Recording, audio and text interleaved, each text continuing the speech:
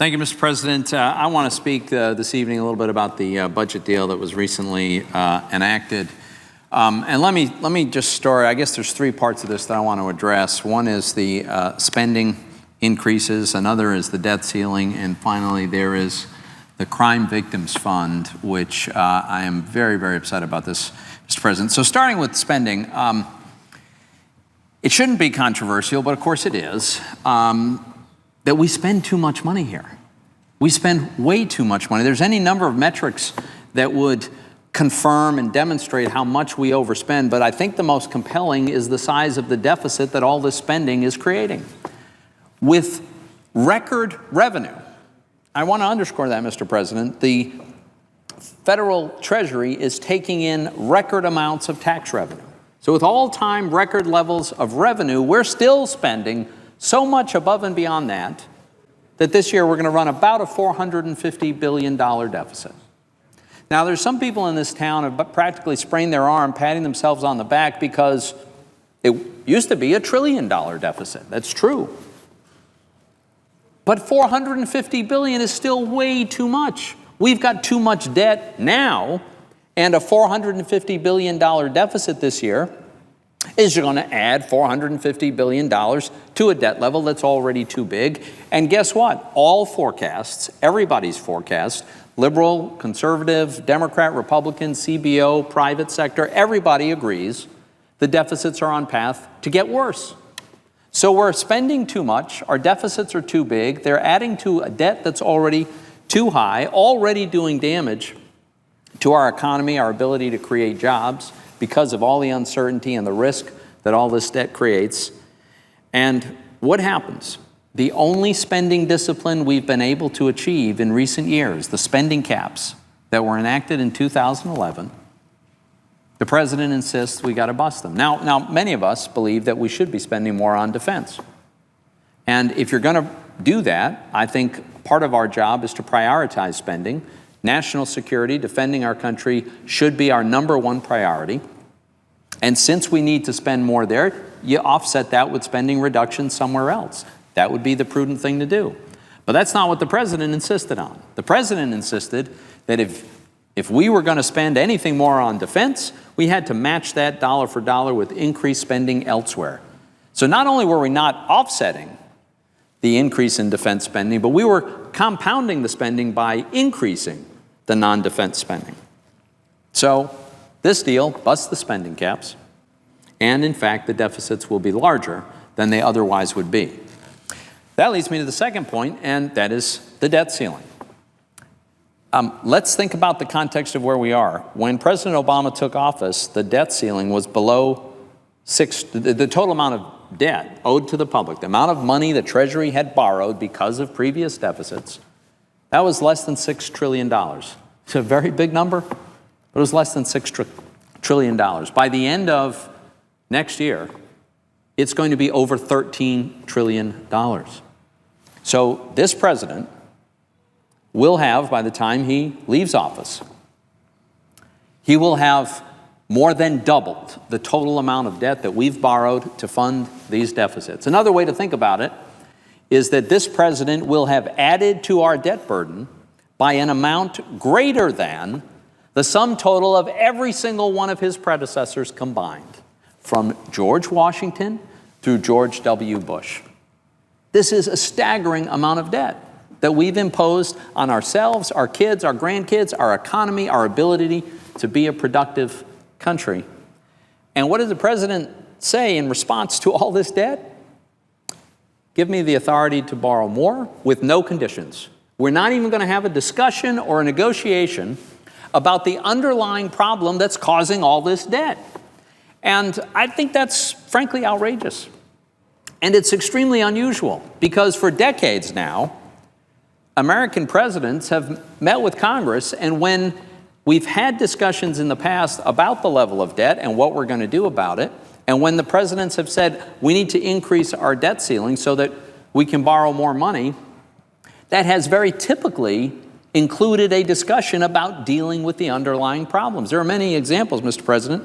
Back in 1985, during the Reagan administration, It was in the context of a debt ceiling debate that we passed the Graham-Rudman-Hollings measures, which was about limiting our deficits and reducing the amount of debt we would incur going forward. In 1990, George Herbert Walker Bush negotiated with Congress the Budget Enforcement Act, which again was related to a debt ceiling increase at the time and which adopted measures to deal with the deficits of that day. In 1997, William Jefferson Clinton, Bill Clinton, President Clinton, with a Republican Congress, sat down and negotiated a balanced budget agreement. And you know what happened? They balanced the budget. So President Clinton decided to work with Republicans in Congress at dealing with this underlying problem.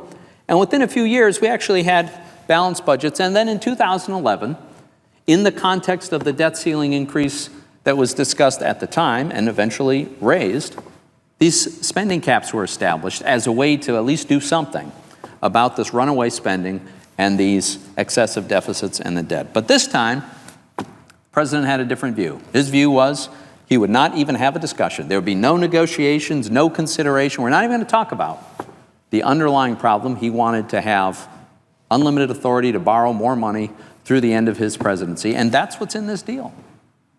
So what can we expect? We can expect a whole lot more debt.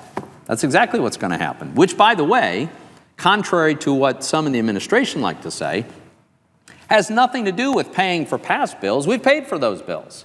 This is to enable excessive spending going forward, the deficits that we're going to incur because this president is insisting on this overspending. Let me get to the last point that I wanted to stress today, which is one of the really disturbing things about this budget deal, Mr. President, is what is done with the Crimes Victims Fund. Now, by way of background, the Crime Victims Fund is a fund that was established in 1984. It consists exclusively of monies that are assessed to criminals, convicted criminals, corporate or individuals, that as part of their punishment, they are made to pay a fine. The fine goes into an account with the federal government. It actually is quite substantial. Year in and year out, this ends up being actually billions of dollars. The statute requires that first of all, that all of this money go to victims of crimes and their advocates. And specifically, it requires a priority for victims of child abuse, sexual assault, and domestic violence. That those three categories of crimes would be given a special priority. And there are organizations that do wonderful work across Pennsylvania and across the country in helping people who are victims of these terrible, terrible crimes that are so difficult to recover from. There are groups people that do great work in helping these victims to recover. Well, the whole idea of the Crime Victims Fund is to take these dollars from the criminals, not a penny of tax dollars, and give it to the victims of crimes and the people who are advocates for them. What this budget deal does, takes $1.5 billion out of the Crime Victims Fund and it spends it on other things. I think this is outrageous. This is not taxpayer money in the first place. It's not as though we don't have victims of crimes anymore. Obviously, we still do. And we've got organizations that can do great work if they had the resources. But in the absence of resources, it means children who are victims of child abuse don't get the counseling and the care they need. It means a victim of domestic violence doesn't have a place to stay when she needs protection from an abusing spouse. It means people who really need these services are going to go without because we're diverting this money that's supposed to be going to crime victims and we're spending it somewhere else. Well, Mr. President, the most important thing I want to say tonight is that it's not too late to fix this. What we passed, what the Congress passed and the President signed last week, it paves the way to misallocate this money from the Crime Victims Fund. But it doesn't require that happen. And so I've got a bill that will fix this problem. I've got a bill that it's called the Fairness for Crime Victims Act. And what it'll do is it'll require that the money go to the victims as it was always intended. By the way, the idea that we should not be diverting the Crime Victims Fund to these other miscellaneous spending categories, That's a bipartisan idea. There is broad bipartisan support for the idea that the Crime Victims Fund should go to victims of crime. The Wall Street Journal ran an article just on Sunday. They quoted a crime advocate describing the budget deal, saying, and I quote, that this deal violates the integrity of a decades-old program that funds safe havens for domestic violence victims, counseling for abused children, and financial aid for murder victims' families, among other programs. Josh Shapiro is the chairman of the Pennsylvania Commission on Crime and Delinquency. He wrote about this provision in the budget deal that it, quote, puts in danger our commitment to victims of crime throughout our country. Democratic members of the Pennsylvania State House agree with me that this money should not be diverted this way, and they send in a letter, among other things, and I quote, that the budget deal increases spending to the detriment of current and future crime victims, and that this constitutes a terrible precedent. Mr. President, I couldn't agree more, and that's why I hope that we will pass my legislation, the Fairness for Crime Victims Act. It ends this injustice, and here's the way it works. It's very simple. It simply requires that Congress allocate to crime victims and their advocates an amount equal to the sum of the previous 3-year average that went into the fund. So the short way to think about it is, it means that we're going to send to crime victims the money that comes in for crime victims, and we're not going to send it somewhere else. This means that victims of crime and their advocates are going to see a big increase in the funding, because for years, Congress has refused to allocate all of the money that has been coming in. In the past, they just refused to allocate it. There are budgetary gimmickry reasons for doing that. This needs to come to an end, and we certainly can't continue diverting this fund to other purposes. So, Mr. President, we've had colleagues, members of this body, come down to this floor and make the point that we shouldn't use Medicare and Social Security funds as an ATM to fund other programs. I agree.